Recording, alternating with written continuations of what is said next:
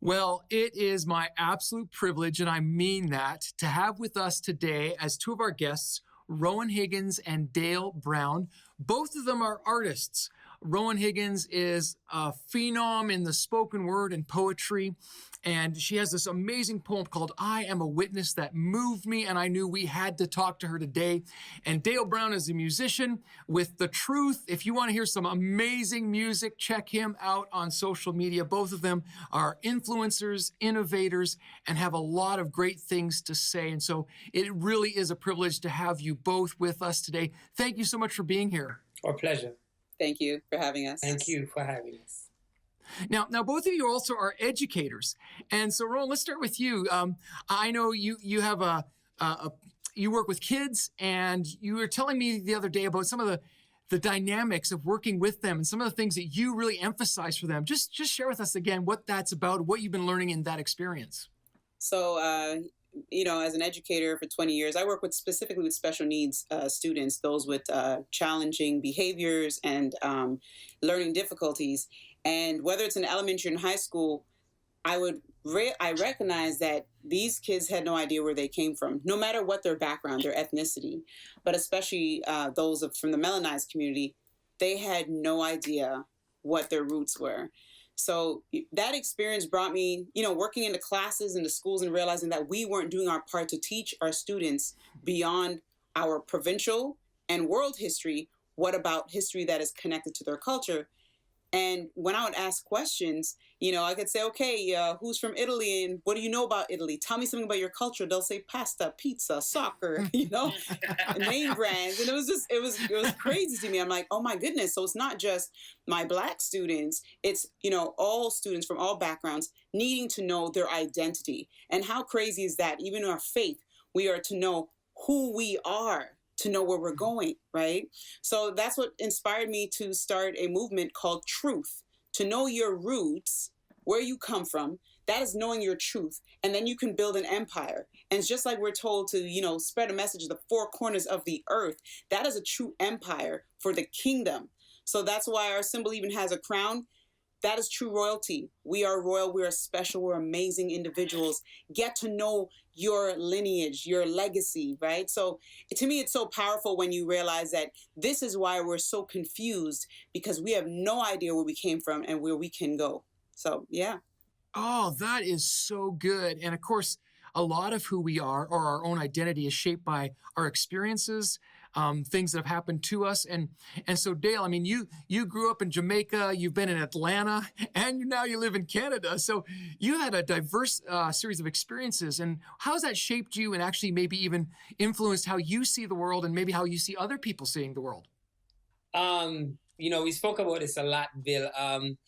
It was a shocker for me leaving Jamaica and moving to Atlanta. That was my first exposure to what we refer to as racism. Didn't know it was a thing. And I think we spoke about it and we talked about, we have seen classism, we've seen colorism, but we never knew of it. And I think when we were talking with Roen, we agreed that growing up in the islands, you don't even know what it's like to have any discrimination against you based on your skin color, because it never mattered, right?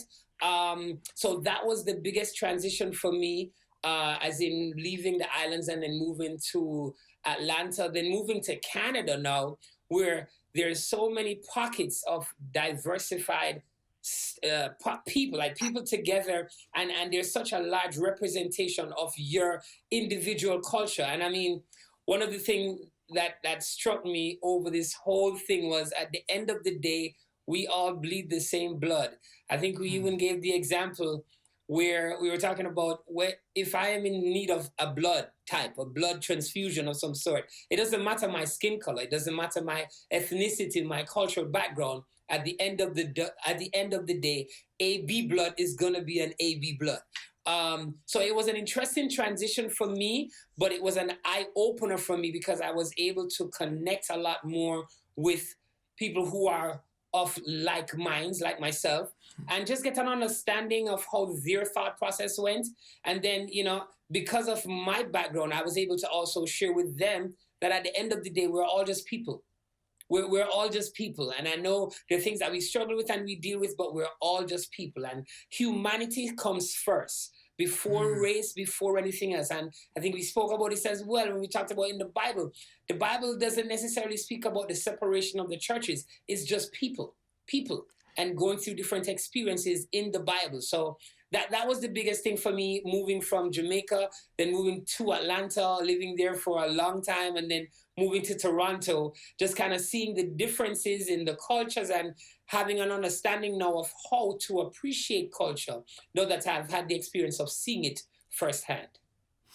Well, and that is so good, because the truth is, you know, when you talk about your roots, Roen, and you talk about identity, and Dale, your experiences, I just realized that is actually the way that we're going to find our healing. When we recognize we are all children of the living God, that is who we really are.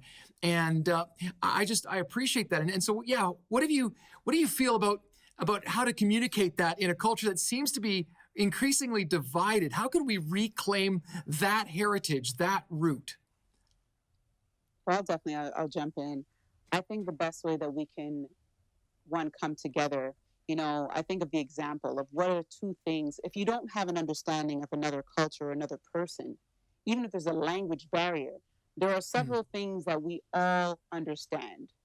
Food, music, body language. Yes. You know, we all want to be loved, just like, you know, Dale was saying about blood type.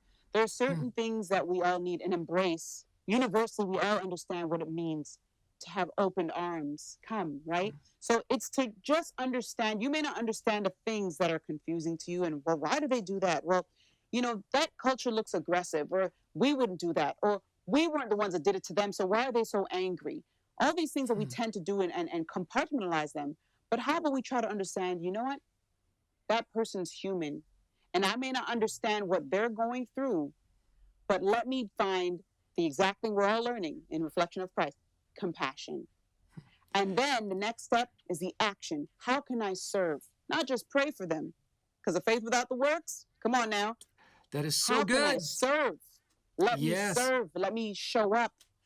So that's for me, it's the main way is to find how we can connect with that person and serve them, meet them where they are. You said something that was so profound. And I'll give you a quick example. A couple of years ago, we were planning to go to Africa. And the plan in going there was, how are we going to get over the language barrier in communicating with people who, you know, don't speak English, or they have different dialects, different languages. And the promoter said one thing to us. He said, everybody understands music. That's right. They'll understand the music, and they'll try their best to understand how the words connect through the music. And from that experience, it brought something to us as a team where we never saw love just as a noun, but love being a verb. So as Roen said, if we were to actually make it an act, so it's not just about welcoming people or saying, hey, but be actively involved in ensuring their safety, ensuring them being comfortable, ensuring that they are enjoying that space. So even in our churches, as we have spoken briefly about, love, make it be the basis of what we do as people. Like, love, show me love first. Show me that first. I see that first, and I don't even care about your skin color. That's neither here nor there to me, because all I'm seeing is another human being right in front of me. Oh, that is so good. As you were talking, it just triggered. I got fired up inside. I was thinking, you know what the universal language of heaven is? Love. That's right. Love. That's right. When we create spaces of belonging and acceptance, regardless of our background and our story, and when we communicate to one another, you know, that's true, isn't it? I think that's why we love food, because it communicates, hey, I love you enough to sit down and share this with you. Right? That's right. Yeah, and music, like we're sharing this together. I think there's something really powerful about that. And so you're right. Love is the only answer. It's why Jesus came into this world, to remind us of what that looked like. Well, this is such a great conversation. We are going to continue it.